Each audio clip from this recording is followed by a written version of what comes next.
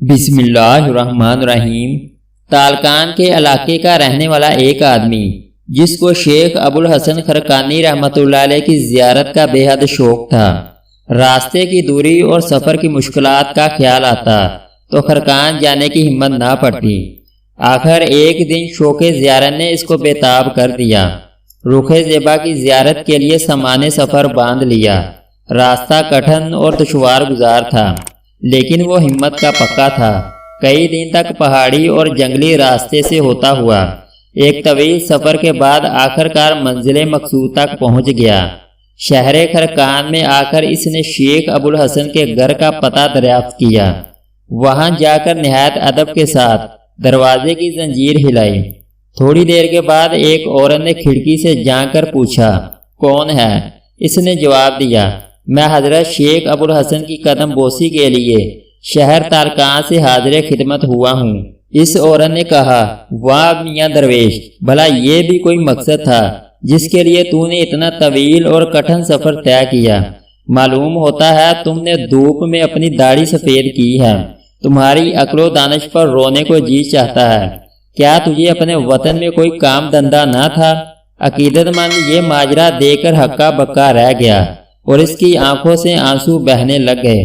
تاہم اس نے ہمت کر کے پوچھا کہ حقیقت حال کچھ بھی ہو یہ تو بتائیے، شیخ صاحب ہیں کہاں؟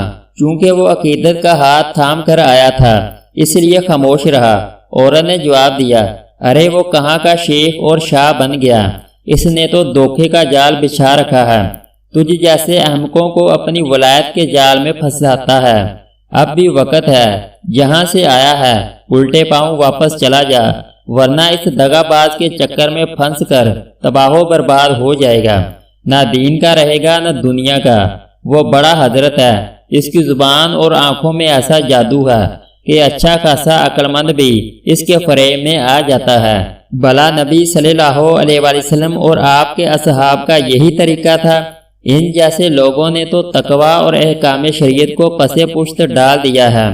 آج تو ایک عمر رضی اللہ تعالیٰ عنہ کی ضرورت ہے جو سختی سے ان لوگوں کا محاسبہ کرے۔ اب تو شیخ کے صبر کا پیمانہ لبریز ہو گیا اور کہنے لگا، چراغ تلے اندھیرا۔ بی بی شیخ کے انوار فیوز سے ایک دنیا جگمگا رہی ہے اور ان کی عظمت نے افلاک کی رفتوں کو چھو لیا ہے۔ چاند پر تھوکنے والا اپنے منہ پر ہی تھوکتا ہے۔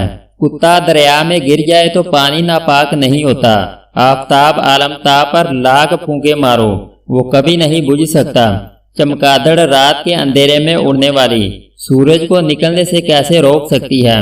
غرض درویش نے شیخ کی اہلیہ کو ایسی کھری کھری سنائی کہ وہ اپنا منہ لے کر رہ گئی۔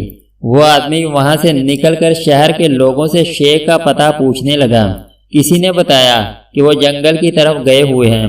یہ سنتے ہی وہ راہ حق کا مسافر دیوانہ وار شیخ کی تلاش میں جنگل کی طرف روانہ ہو گیا۔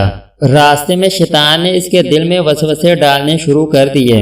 سمجھ میں نہیں آتا آخر شیخ صاحب نے ایسی بےہودہ بدتمیز اور زبان دراز عورت کو اپنے گھر میں کیوں رکھا ہے؟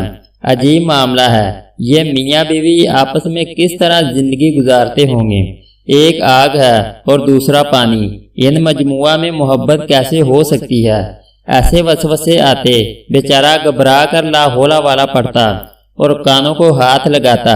شیخ کے بارے میں ایسے خیالات کو دل میں جگانا نادانی ہے۔ انہی سوچوں کا تانا بانا بنتا چلا جا رہا تھا کہ آخر دل نے کہا کہ اس میں بھی کوئی بید ہوگا۔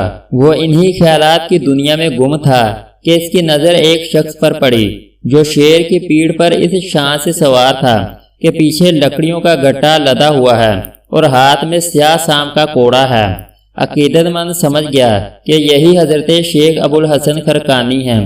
اس سے پہلے کہ یہ کچھ عرض کرتا شیخ نے دور سے ہی مسکراتے ہوئے فرمایا، عزیزم اپنے فریبی نفس کی باتوں میں نہ آ اور ان پر دھیان نہ دے۔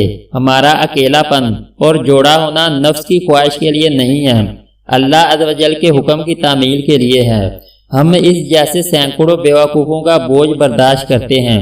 یہ گفتگو میں نے تیری خاطر کی ہے تاکہ تو بھی اپنے ساتھی سے بنائے رکھے۔ تنگی کا ہار ہنسی خوشی برداشت کر، کیونکہ صبر کشادگی کی کنجی ہے۔ اللہ تعالیٰ نے مجھے یہ بلند مقام اپنی بیوی کی بدزبانی پر صبر کرنے کی وجہ سے عطا فرمایا ہے۔ اگر میں اس کی ہراساں سرائیاں برداشت نہ کرتا تو یہ شیر میرا مطیع کیسے ہوتا؟ اگر میرا صبر اس عورت کا بوجھ نہ اٹھا سکتا تو یہ شیر میرا بوجھ کیسے اٹھاتا؟ انسان کو ہر حال میں راضی با رضائے الہی رہنا چاہیے اور صبر و شکر سے کام لینا چاہیے۔ صبر کرنے سے ہی اعلیٰ مقامات عرفان حاصل ہوتے ہیں۔ اگر آپ کو ہماری ویڈیو اچھی لگے تو اس کو لائک اور سبسکرائب کریں۔